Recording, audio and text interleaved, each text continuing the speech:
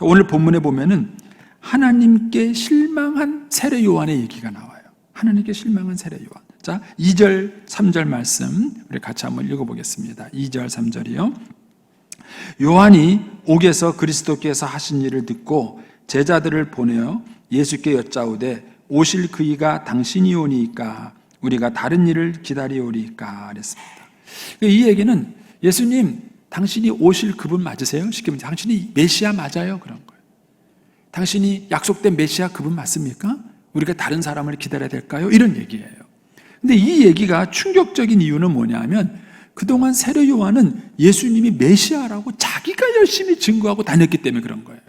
자, 몇 군데 보겠습니다. 요한복음 1장 26절에 보면 요한이 대답하되 나는 물로 세례를 베풀거니와 너희 가운데 너희가 알지 못하는 한 사람이 섰으니 곧 내 뒤에 오시는 그이라. 나는 그의 신발끈을 풀기도 감당하지 못하겠노라. 또 요한복음 1장 29절에 보면 이튿날 요한이 예수께서 자기에게 나오심을 보고 이르되 보라 세상 죄를 지고 가는 하나님의 어린 양이로다. 내가 전에 말하기를 내 뒤에 오는 사람이 있는데 나보다 앞선 것은 그가 나보다 먼저 계심이라 한 것이 이 사람을 가리킴이라. 그래서 예수님이 메시아라고 증거한 사람이 세례 요한이에요. 그뿐이 아닙니다. 요한복음 1장 35절에 보면 또 이튿날 요한이 자기 제자 중 두 사람과 함께 섰다가 예수께서 거니심을 보고 말하되 보라 하나님의 어린 양이로다. 두 제자가 그의 말을 듣고 예수를 따르거늘. 이 두 제자가 누구냐면은 사도 요한하고 야고보예요. 안드레예요. 그러니까는 세례 요한을 따라다니던 제자들 가운데 세례 요한의 얘기를 듣고 예수님을 따라다니는 제자들까지 생길 정도로 그렇게 세례 요한이 예수님을 메시아로 증거했던 사람이에요. 그런데 그 사람이 지금 뭐라 그러냐면은 예수님 당신 정말 메시아 맞아요? 우리가 다른 사람을 기다려야 되나요? 이런 회의 섞인 질문을 예수님께 지금 하고 있는 것입니다. 어떻게 그럴 수 있을까요? 그러면은 세례 요한의 믿음이 나쁜 거냐? 그렇지는 않아요. 마태복음 11장 9절에 보면 예수님이 세례 요한을 뭐라고 칭찬했느냐면은 선지자보다 더 나은 자다. 이렇게 세례 요한을 칭찬했어요. 또 11절에 가면은요. 여자가 낳은 자 중에 세례 요한보다 큰 이가 없다 이렇게 말했어요. 그러니까 사람이 낳은 사람 중에서 최고로 큰 사람이 세례 요한이다 이렇게 예수님이 칭찬하셨어요. 그런 믿음을 갖고 있는 사람인데도 불구하고 지금 예수님이 메시아 맞습니까? 라는 굉장히 회의 섞인 질문을 예수님께 하고 있다는 거예요. 여기서 이제 우리가 좀 깊은 생각을 좀 하셔야 됩니다. 첫째는요, 믿음이 좋은 사람도 이런 질문을 할 수 있다는 거예요. 이걸 먼저 좀 우리가 이해할 필요성이 있어요. 여러분, 제가 성경의 예를 가지고 몇 가지 예를 들겠습니다. 자, 먼저 마태복음 16장입니다. 마태복음 16장에 보면 예수께서 빌립보 가이사랴 지방에 이르러 제자들에게 물어 이르시되 사람들이 인자를 누구라 하느냐? 이르되 더러는 세례 요한, 더러는 엘리야, 어떤 이는 예레미야나 선지자 중에 하나라 하나이다. 이르시되 너희는 나를 누구라고 하느냐? 시몬 베드로 대답하여 이르되 주는 그리스도시요 살아계신 하나님의 아들이시니이다. 예수 대답하여 이르시되 바요나 시몬아 내가 복이 있도다. 이를 내게 알게 아니는 혈육이 아니요 하늘에 계신 내 아버지시니라. 또 내가 내게 이르노니 너는 베드로라. 내가 이 반석 위에 내 교회를 세우리니 음부의 권세가 이기지 못하리라. 내가 천국 열쇠를 내게 주리니 내가 땅에서 무엇인지 매면 하늘에서도 매일 것이요 내가 땅에서 무엇인지 풀면 하늘에서도 풀리리라 하시고 이에 제자들에게 경고하사 자기가 그리스도인 것을 아무에게도 잊지 말라. 예수님이 지금 베드로에게 너는 나를 누구라고 하느냐 물으시고 베드로의 그 신앙 고백을 듣고요 베드로를 아주 칭찬하십니다. 그리고 난 다음에 5분 후에 마태복음 16장 21절입니다. 이때로부터 예수 그리스도께서 자기가 예루살렘에 올라가 장로들과 대제사장들과 서기관들에게 많은 고난을 받고 죽임을 당하고 제3일에 살아나야 할 것을 제자들에게 비로소 나타내시니 베드로가 예수를 붙들고 항변하여 이르되 주여 그리 마옵소서 이 일이 결코 죽게 미치지 아니하리이다. 예수께서 돌이키시며 베드로에게 이르시되 사탄아 내 뒤로 물러가라. 여러분, 베드로는 아주 미숙해서 예수님이 십자가에 죽어야 되는 이유를 몰랐던 거예요. 그러니까 예수님이 고난받는다는 얘기를 하니까 베드로가 예수님 그런 일이 일어나면 안 됩니다라고 얘기를 해요. 그러자 예수님은 베드로에게 사탄아 이렇게 얘기를 합니다. 조금 전에는 예수님이 베드로에게 극 칭찬을 했어요. 바요나 시몬아 내가 복이 있도다. 그렇게 칭찬했던 베드로를 지금은 또 뭐라 그러냐면은 사탄아 이렇게 얘기하고. 여러분, 이 두 가지 모습이 다 베드로에게 있는 모습이에요. 이거는 베드로고 이거는 베드로가 아닌 게 아니에요. 이것도 베드로의 모습이고 이것도 베드로의 모습이에요. 여러분, 저와 여러분 안에 신앙의 성장해가는 이 과정 속에서 하나님께 대한 의심과 회의가 있을 수 있다는 사실을 아셔야 돼요. 따라서 여러분에게 그런 신앙과 회의가 있다는 그 사실을 순기로워하실 필요가 없어요. 예수님도 평생 뭐라고 말씀하십니까? 내가 십자가를 지기 위해 했다. 내가 내 목숨을 제물로 주기 위해 왔다. 늘 그렇게 말씀하셨어요. 그러던 예수님이 막상 십자가 앞에서 왔을 때에는 아버지여, 이 잔을 내게서 옮겨주십시오. 이런 고백을 한 거예요. 그리고 또 예수님은 그런 갈등이 있다는 사실을 숨기지 않으셨어요. 제자들에게, 베드로와 야고보와 요한에게, 야, 지금 내 마음이 고민하여 죽게 됐다. 이러면서 제자들에게 자기 마음을 툭 터놓고 얘기를 했던 것입니다. 따라서 여러분, 이런 회의와 갈등이 있을 수 있다는 사실을 여러분 기억하시고, 여러분에게 혹시 그런 일이 생기면 여러분 당황하지 않게 되기를 바랍니다. 자, 그러면 왜 세례 요한에게 이런 예수님에 대한 실망이 생겼을까? 오늘 본문 성경에 명확하게 나오진 않지만 우리가 몇 가지를 추론해 볼 수 있는 게 있습니다. 첫 번째는요, 아마 환경적인 악조건 때문에 그랬을 것이다. 자, 2절 말씀 보십시오. 2절 보면은 요한이 어디에서? 옥에서. 지금 요한이 감옥에 갇혀 있는 거예요. 왜 감옥에 갇혀 있는가? 마태복음 14장 3절에 가면, 전에 헤롯이 그 동생 빌립의 아내 헤로디아의 일로 요한을 잡아 결박하여 옥에 가두었으니 이는 요한이 헤롯에게 말하되 당신이 그 여자를 차지한 것이 옳지 않다 하였습니다. 여러분, 성경에 헤롯이라고 나오지만 다 똑같은 헤롯이 아니에요. 예수님이 태어날 당시에 헤롯이 헤롯 대왕이라 그래서 헤롯 아버지예요. 이 사람이 죽고 아들이 있어요. 그 아들 중에 하나가 오늘 헤롯이에요. 본문은 이 14장의 헤롯인데, 이 헤롯은 헤롯 안티파스라는 사람이에요. 그리고 이 사람의 동생이 누구냐면은 헤롯 빌립이에요.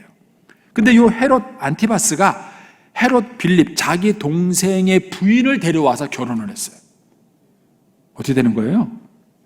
자기 부인하고 이혼하고는 자기 동생의 부인을 데려다가 결혼을 했어요. 이것을 보고 세례 요한이 지적을 한 거예요. 그 악한 일입니다 하고 지적을 한 거예요. 그러니까는 이제 세례 요한, 그 헤롯 안티파스가 뭐야 하고는 세례 요한을 감옥에다가 가둔 것입니다. 그래서 세례 요한이 지금 감옥에 있는 거예요. 1년 8개월 정도 감옥에 있다가 순교하게 됩니다. 근데 이런 감옥에 있는 상황이 이 세례 요한으로 하여금 낙심케 할 수 있었다는 거예요. 낙심케 할 수 있었다는 거예요. 여러분, 주기철 목사님 아시죠? 우리가 볼 때는 일사각오의 신앙을 다 가지고 그냥 못자국이를 걷고 막 순교하신 분, 그런 분처럼 느껴지지만은 그분의 내면은 그렇지 않았어요. 그분이 감옥에 있다가 이제 한번 밖에 나왔다가 다시 감옥에 가서 순교하시게 돼요. 근데 그 마지막에 나왔을 때, 그때 산정현 교회에서 5가지 기도 제목이라는 제목으로 설교를 하셔요. 자기가 감옥에서 이런 기도를 하고 있다, 5가지 기도를 하고 있다라고 기도 제목을 하시는데, 그 2번째 기도가 뭐였냐면은 이 고난이 길어지지 않게 해주십시오라는 기도예요.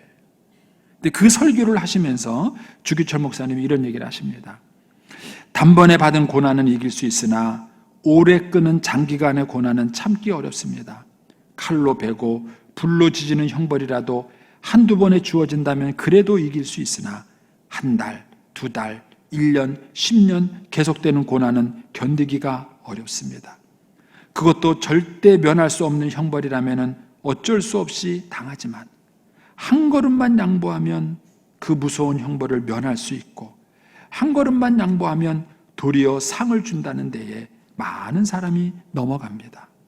말 한마디만 타협하면 살려주는데 용감한 신자도 넘어지게 됩니다. 하물며 나같이 연약한 약졸이 어떻게 장기간의 고난을 견디어 내겠습니까? 그래서 주기철 목사님도 기도한 거예요. 하나님, 이 고난이 길어지면 나도 내 믿음을 지킬지 못 지킬지 자신이 없다는 거예요. 자신이 없다는 거예요. 여러분, 이것이 육체를 가지고 있는 인간의 모습이에요. 그래서 때로는 저와 여러분이 연약한 육체 때문에 이런 신앙적 회의와 갈등이 있을 수 있다는 사실을 여러분이 이해하셔야 돼요. 두 번째로, 세례 요한은 왜 이런 예수님에 대한 실망감을 표현했느냐 하면은 예수님에 대한 그의 믿음이 간접 경험이었기 때문에 그렇습니다. 자, 요한복음 1장 29절에 보면 이튿날 요한이 예수께서 자기에게 나오심을 보고 이르되 보라 세상 죄를 지고 가는 하나님의 어린 양이로다. 내가 전에 말하기를 내 뒤에 오는 사람이 있는데 나보다 앞선 것은 그가 나보다 먼저 계심이라 한 것이 이 사람을 가리킴이라. 나도 그를 알지 못하였으나 내가 와서 물레를 세례를 베푸는 것은 그를 이스라엘에 나타내려 함이라 하니라. 요한이 또 증언하여 이르되 또 내가 보매 성령이 비둘기같이 하늘로부터 내려와 그 위에 머물렀더라. 나도 그를 알지 못하였으나 나를 보내어 물로 세례를 베풀라 하신 그이가 나에게 말씀하시되 성령이 내려서 누구 위에 머무는 것을 보거든 그가 곧 성령으로 세례를 베푸는 이인 줄 알라 하셨기에 내가 보고 그가 하나님의 아들이심을 증언하였노라. 그러니까 세례 요한도 예수님을 직접 만나서 경험하지 못했던 분이에요. 자기가 하나님께 파송받으면서 뭐라 그러냐면은 누구 위에 성령이 임하는 것을 보면 그가 바로 메시아인 줄 알라. 그래서 세례 요한도 그 예수님에게 성령이 임하는 것을 보고 확신하고 알았던 거예요. 이런 간접 하나님에 대한 예수님에 대한 간접 경험이 그의 신앙에 갈등이 왔을 때 흔들림을 경험한 것입니다. 여러분 그래서 신앙에서는요 아는 것만 갖고는 부족해요. 믿는 것만 갖고는 부족해요. 확신이 있어야 돼요. 확신. 제가 늘 말씀드리지만 자녀들을 사랑하는 것 갖고 부족합니다. 자녀들에게 부모가 너를 사랑한다는 확신을 심어주셔야 돼요. 확신이. 그 확신을 언제 심어줄까요? 여러분 로마서 5장 8절에 보면은 우리가 아직 죄인 되었을 때 그리스도께서 우리를 위하여 죽으심으로 하나님께서 우리에게 대한 자기의 사랑을 증명하셨느니라 그런 거예요. 따라서 자녀들에 대한 우리의 사랑을 증명할 때가 언제냐? 그 확신을 준 때가 언제냐? 그놈이 말썽 피울 때예요. 공부 잘할 때가 아니라니까는요. 말썽 피우고 부모 속색이고요. 어려움을 겪었을 때 그때 변함없는 사랑을 보여주셔야 돼요. 나는 여전히 너를 사랑한다. 그래도 너는 내 아들이다. 그때 그 변함없는 사랑을 보여줘야 그때 아이들이 정말 아버지 엄마가 나를 사랑하시는구나를 확신하게 되는 거예요. 세례 요한에게는 아마 이 부분이 좀 흔들렸던 것 같아요. 세 번째로 세례 요한이 왜 이런 실망을 경험했느냐 하면 잘못된 메시아관 때문에 그렇습니다. 그 당시에 유대인들은요 메시아가 오면은요 모세가 탁 혈연단신 애굽에 와가지고 10가지 재앙을 일으켜서 애굽을 항복시키고 이스라엘을 탁 출애굽시킨 것처럼 그 당시에 사람들은 메시아가 오면 자기네들을 로마의 속박으로부터 건져내는 정치적 메시아를 기대했어요. 세례 요한에게도 예외는 아니었습니다. 그는 예수님이 오셔서 불세례를 주시는 분이라고 증언을 했어요. 아마 세례 요한은 그 불세례가 예수님의 심판하시는 얘기를 의미했는지도 모르겠어요. 그런데 막상 예수님이 오셨는데 그런 건 아무것도 안 하고 자기를 이렇게 부당하게 가둬놓은 헤롯 안티파스에게 한마디 말도 안 하시고 면회도 안 오시고 그러고 있는 그 예수님을 보면서 세례 요한이 실망했을지 모르겠어요. 물론 세례 요한이 실망하지 않고 세례 요한의 제자들의 믿음이 흔들려서 보냈다 이렇게 말씀하시는 학자들도 있어요. 어쨌든 뭐 그렇거나 저렇거나 그런 갈등이 이제 생긴 거죠. 여러분 저와 여러분이 신앙생활하다 갈등이 생기는 이유가 뭐냐면 내가 기대하는 예수님과 내가 경험하는 예수님이 달랐을 때예요. 여러분 신앙은요 내가 기대하는 예수님이 아니라 성경에서 말하는 예수님을 믿어야 돼요. 그래야 신앙이 건강해져요. 제가 언젠가도 말씀드렸지만은 제가 목회하면서 느낀 거예요. 성도들이 기대하는 목사상을 따라가면은요 목사는 딱 무당돼요. 딱 무당돼. 그래서 목사는 성도들이 기대하는 목사상이 아니라 성경에서 말하고 있는 목사상을 따라가야 좋은 목자가 될 수 있어요. 제가 농촌교회에 있을 때인데요. 권사님이 목사님 빨리 오세요. 빨리 오라는 거예요. 그리고 가보니까는요 사태가 어떻게 되느냐 이 소가 송아지를 낳는데 자기 그 송아지한테 젖을 안 먹이는 거예요. 그 송아지가 젖 먹으러 이렇게 오면은요 그냥 자꾸 뒷발로 걷어 차는 거예요. 젖을 먹여야 되는데 그래갖고 수의사도 다녀가신 거예요. 다녀갔는데 해결이 안 된 거예요. 해결이 안 되니까는 권사님이 저를 불렀어요. 그리고 뭐라 그러냐면 소한테 안수기도 좀 해달라는 거예요. 그리고는요, 뭐 권사님이 다급하니까 막 제 손을 끌고요, 마국간으로 들어가가지고요, 저를 소 있는데 밀어놓았어요. 아니, 저는 들어가는 순간 겁부터 나는 거예요. 지 새끼도 걷어차는데 목사를 안 걷어찰까? 그거 어떻게 알아요? 막. 그래서 속을 벌벌벌 떨리면서도 권사님이 막 해달라고 막무가내로 밀어붙이니까 어떻게 해요? 그래가지고 이제 참 난생 처음 소 머리에다가 손을 얹고 안수기도를 했습니다, 제가. 근데 하나님이 보호하사 그놈이 기도받고 난 다음에 젖을 먹이더라고요. 제가 그런 사람입니다. 어쨌든 하나님이 기도를 응답해 주셔서 망정이지. 제가 그때 그래서 느낀 게 있어요. 성도들은 다급하니까 자꾸 목사를 찾고 목사의 도움을 구해요. 또 당연히 또 목사는 거기에 반응을 해주는 게 맞지요. 그러나 그대로 따라가면은 목사는 무당되는 거예요. 그래서 우리의 신앙이 성경에서 말하는 신앙과 내가 기대하는 신앙이 다를 수 있어요. 그래서 어디서 실망이 오는 거냐? 내가 기대했던 대로 되지 않을 때 우리가 실망을 하는 거예요. 성경적 신앙으로 가야 되는데 그렇지 않고 내가 기대하는 신앙으로 하나님이 따라와 주기를 바라는 거예요. 아마 세례 요한에게도 이런 갈등이 그를 실망시키지 않았을까라고 추론을 해보는 겁니다. 자, 그러면은 이런 세례 요한을 예수님께서 어떻게 대하셨는가? 제가 서두에 말씀드린 것처럼 일단 예수님은 책망하지 않으셨어요. 이 나쁜 놈하고 귀사되게 때리지 않으셨어요. 자, 오늘 본문 4절로 가보겠습니다.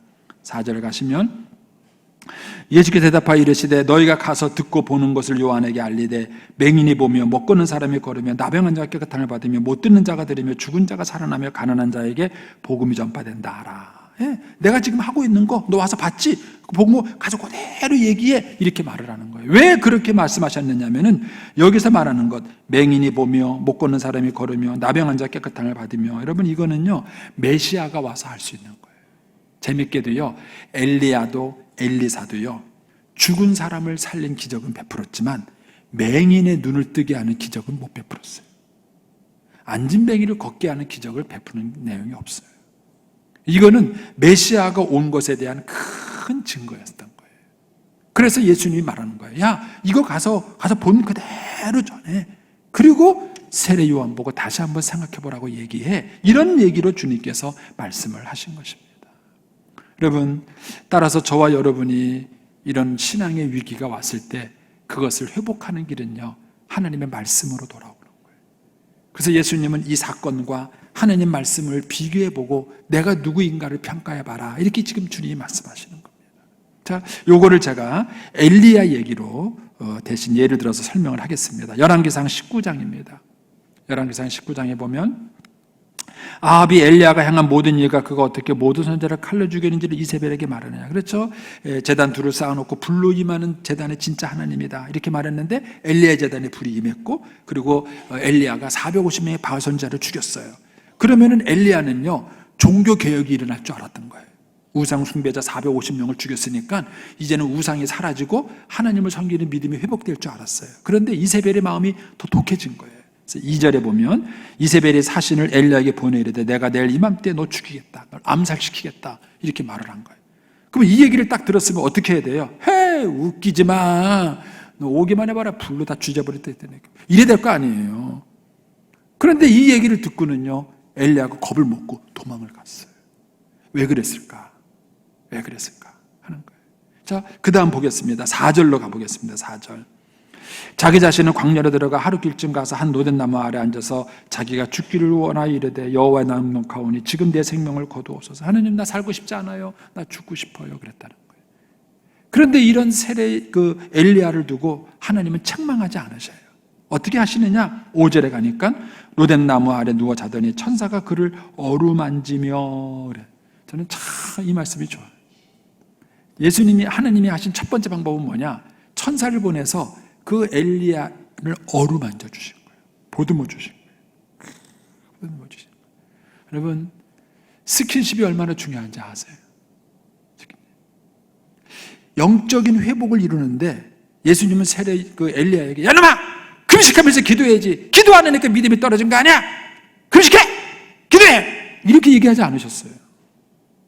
전혀 뜻밖에도 그 엘리야를 어루만져 주셨어요.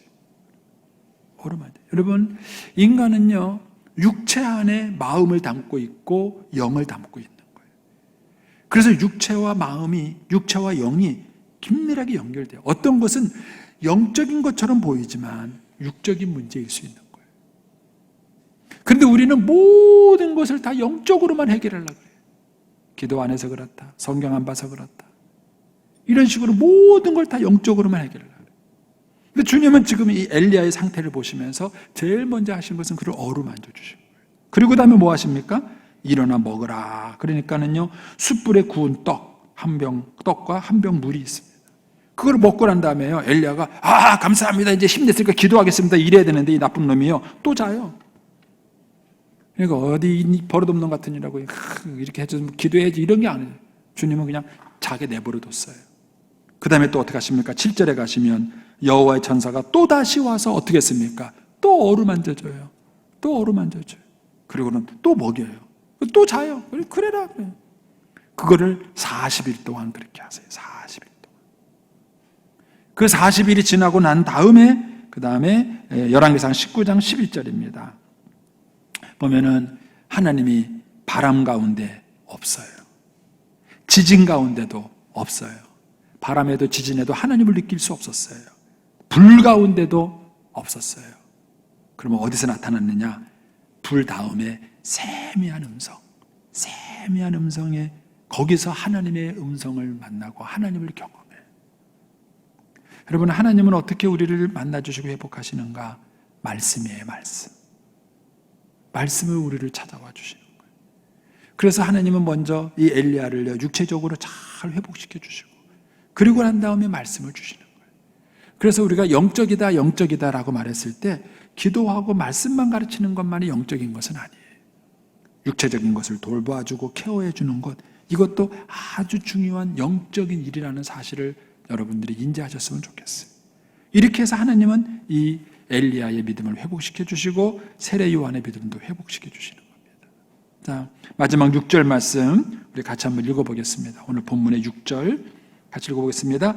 누구든지 나로 말미암아 실족하지 아니하는 자는 복이 있도다. 여러분, 이 말씀을 이렇게 이해하시면 쉬워요. 어떤 젊은 처자가 된장을 담았어요. 된장을 담았는데 구더기가 생겼어요. 으아, 무서워라. 내가 다시는 된장 담그나 봐라. 이렇게 말을 하니까 옆에 있는 어머님이 뭐라 그러냐면, 얘야, 구더기 묻어서 장 못 담냐? 그렇잖아요. 예, 구더기 묻어서 장 못 담그면은 평생 맛있는 장 못 먹어요. 그렇죠? 예.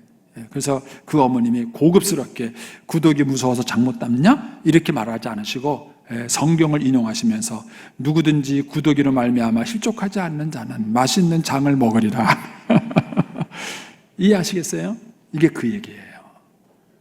그러면 그런 일이 있을 수 있다는 거예요. 자, 어떤 사람들이 엄마 아빠의 결혼 생활이 불행해요. 그걸 보고는 난 결혼 안 할 거야, 이렇게 말하는 거예요. 누구든지 부모의 결혼 생활을 보고 실족하지 아니하는 자는 행복한 가정을 얻으리라. 이해가 되시겠어요? 이게 그 얘기예요. 누구든지 나로 말미암아, 여러분, 예수님 자체가 복이에요. 은혜예요. 축복이에요. 그런데 그 예수님을 따르다 보면은 구더기가 생긴다, 안 생긴다? 생겨요. 구더기 생겨요. 그런데 그것 때문에 실족하면 하나님의 은혜를 못 받는 거예요. 그래서 예수님이 말씀하신 거예요. 누구든지 나로 말미암아, 너희가 예수 믿는다는 것 때문에, 여러분, 교회 다니면 구더기 없을까요? 있어요. 교회 다니면 구더기 있다니까는요. 근데 그것 때문에 실족하지 않으셔야 돼요. 그것 때문에 교회 안 다니겠다, 나 교회 신앙생활 안 해, 그게 시험 드는 거예요. 그러니까 주님이 말씀하시는 거예요. 누구든지 나로 말미암아 실족하지 않는 자는 복이 있도다. 저는 여러분에게 그런 복이 임할 수 있게 되기를 축원합니다. 신앙생활 하시다가 혹시 이런 갈등과 어려움이 오시면 낙심하지 마십시오. 믿음의 형제자매를 찾으십시오. 그리고 그들과 더불어 믿음의 교제를 하셔서 여러분들의 신앙을 회복하십시오. 세례 요한처럼 부끄러워하지 말고, 두려워하지 말고, 자책하지 말고, 여러분을 정죄하지 말고 그냥 솔직하게 찾아와서 물어보세요. 정말 오실 그 이가 당신입니까? 우리가 다른 일을 기다리니까. 그렇게 질문하시면 주님께서 저와 여러분에게 은혜로운 길로 인도하시리라고 믿습니다.